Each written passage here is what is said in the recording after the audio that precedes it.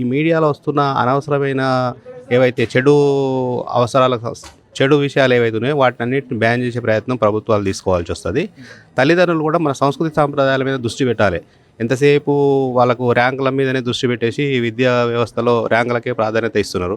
అది కాకుండా మన విలువలతో కూడిన విద్యను విద్యార్థికి అవసరం. రేపు సమాజానికి విలువలతో కూడిన విద్య అవసరం ఉంది కాబట్టి దాన్ని ఖచ్చితంగా దృష్టిలో పెట్టుకొని తల్లిదండ్రులు దాన్ని బాధ్యతగా తీసుకొని సమాజాన్ని కూడా దాన్ని బాధ్యతగా తీసుకొని నిర్వహిస్తే మన భవిష్యత్ తరాలకు మంచి జీవితాన్ని అందించిన వాళ్ళం అవుతాం, మంచి భవిష్యత్తు చూపించిన వాళ్ళం అవుతాం, ఒక మంచి మార్గదర్శకంగా నిలబడిన వాళ్ళం అవుతాం. అలాంటి జీవితాన్ని మనం పిల్లలకు అందిస్తేనే అది రేపు సంస్కృతి సాంప్రదాయాలతో పాటు మన భారతదేశ ప్రగతి కూడా ముందుకెళ్తుందని నా ఆశ. ఉగాది సంబంధించి ఒక 10 రోజుల నుంచి దీనికి ప్రణాళిక ఏర్పాటు చేసుకోవడం జరిగింది. ప్రధానమైనటువంటి కారణం ఏంటంటే తెలుగు వాళ్ళ యొక్క మొదటి పండుగ ఇది. తెలుగు సాహిత్యంలో సంస్కృతి, చరిత్ర ఇవన్నీ మేము బోధిస్తాం పాఠ్యాంశాలుగా. వాటిని ఒక రకంగా ప్రాక్టికల్గా చూపించేటటువంటి ఉద్దేశం ఇది. దీంట్లో కేవలం తెలుగు శాఖనే కాకుండా విశ్వవిద్యాలయంలో ఉండేటటువంటి అన్ని విభాగాలను కూడా కలుపుకొని పోయి అందరితో కలిసి చేసేటటువంటి, దీనివల్ల ఏమవుతుందంటే సంస్కృతి అనేది అందరికీ తెలుస్తుంది. ఇది పరంపర, మన నుంచి ఇంకో తరం నుంచి ఇంకో తరం అట్లా తెలియజెప్పాలనేటువంటి ఉద్దేశంతో మా తెలుగు శాఖ తీసుకున్నటువంటి ఒక మంచి చర్యగా మేము భావిస్తున్నాం. దీనికి యూనివర్సిటీ యాజమాన్యం కూడా ఆ విధంగానే మమ్మల్ని ప్రోత్సహించింది. భవిష్యత్తులో ఎటువంటి విధానాన్ని ఇంకా కొనసాగిస్తారు? తప్పకుండా కొనసాగిస్తాం. దానికి విశ్వవిద్యాలయంలో శాఖ, తెలుగు శాఖనే కాదు అన్ని విభాగాలు, విశ్వవిద్యాలయ యాజమాన్యంతో పాటు పాత్రికేయుల పాత్ర కూడా అంతే ఉందని నా భావన. దాంట్లో ఎందుకంటే దీన్ని ఈ విధంగా మీరు అడుగుతున్నారంటే ఈ ఇంటర్వ్యూని ఇంకో 10 మంది చూస్తారు. ఆ 10 మందిలో ఒకరు దీన్ని విన్నా, ఆచరించిన మన సంస్కృతి సంప్రదాయాలు బతికి బట్టగడతాయి అనేది మా ప్రగాఢమైనటువంటి విశ్వాసం. సంధ్యారాణి పేరు మళ్ళీ చెప్తాను. డాక్టర్ నెమ్మికంటి సంధ్యారాణి నా పేరు. తెలుగు శాఖ అధ్యక్షురాలిని ఇక్కడ. మేము ఈ ఉగాది వేడుకలను తెలుగు శాఖ తరఫున పాలమూరు యూనివర్సిటీ వ్యాప్తంగా మేము చాలా ఆనందోత్సాహాల మధ్యన దీన్ని జరుపుకున్నాం. దీనికి ఏమిటి అనంటే ఊరందరికీ ఒకసారి వసంతం వస్తే మాకు ముందుగానే వచ్చింది. వసంతాన్ని, షడ్రుచులను, తర్వాత దాంట్లో భాగంగా మా ఆనందోత్సాహాలను పిల్లలను పాటలతో మేము ఇక్కడ ఆనందించినాం. ఉదయం నుంచి చాలా చక్కగా ఈ సభనంతా కూడా వాళ్ళ ఆటపాటలతోని, తర్వాత విశిష్ట ముఖ్య అతిథుల, గౌరవ అతిథుల ఉపన్యాసాలతోని చాలా చక్కగా జరిగింది. దీని యొక్క ఉద్దేశం ఏమిటి అనంటే భారతీయ సంస్కృతి సంప్రదాయాలను మరచిపోకుండా ముందు తరాలకు అందించడమే దీని ప్రత్యేకమైన ఉద్దేశం.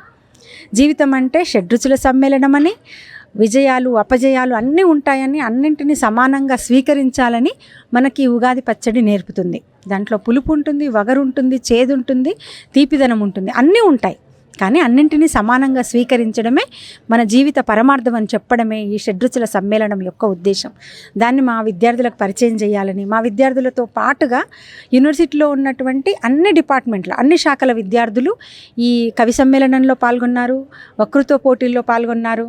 నిజానికి చెప్పాలంటే మా పిల్లల కంటే ఎక్కువగా వాళ్ళనే దీంట్లో ఇన్వాల్వ్ చేసినాం. మా పిల్లలు కేవలం ఈ పల్లకి మోసిన బోయిలు మాత్రమే అయినప్పటికి కూడా చాలా నిబద్ధతతోనే సంప్రదాయబద్ధంగా.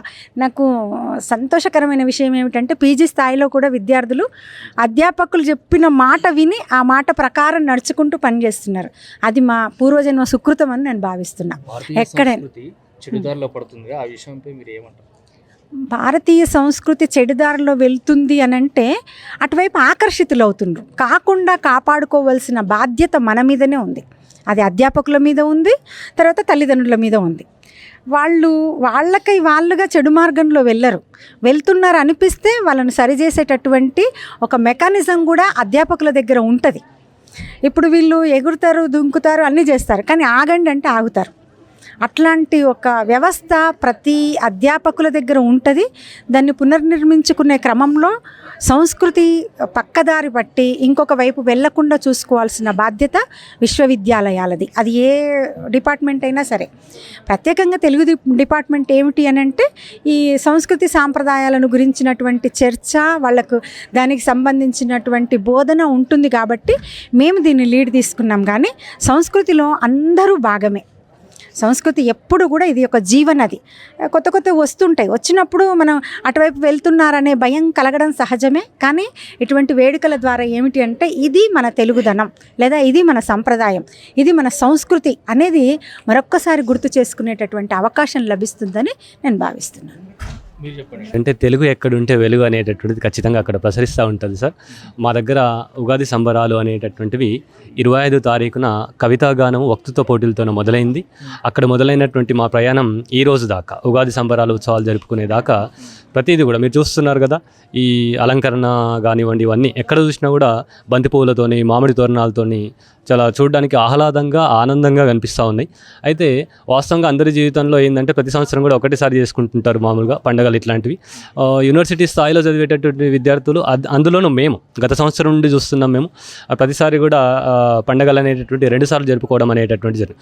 అందులోనూ వచ్చినటువంటి అతిథులు, ముఖ్య అతిథులు అయితేనేమి, విశిష్ట అతిథులు అయితేనేమి, వాళ్ళ అనుభవాన్ని రంగరించి చెప్పేటటువంటి విషయాలు ఏవైతే ఉన్నాయో, అభ్యంగన స్నానం గురించి కావచ్చు, లేదంటే మారుతున్న వాతావరణ పరిస్థితులకు అనుగుణంగా ఈ షడ్రుచులను ఏ విధంగా పచ్చడి రూపంలో తీసుకుంటే ఏ విధమైనటువంటి ఆరోగ్యకరమైనటువంటి సౌలభ్యాలు కలుగుతాయనేటటువంటి దాని వివరణ ఇవ్వడం కానీ, ఇవన్నీ కూడా చాలా గొప్పగా అనిపించింది సార్. చాలా ఆనందంగా ఉంది.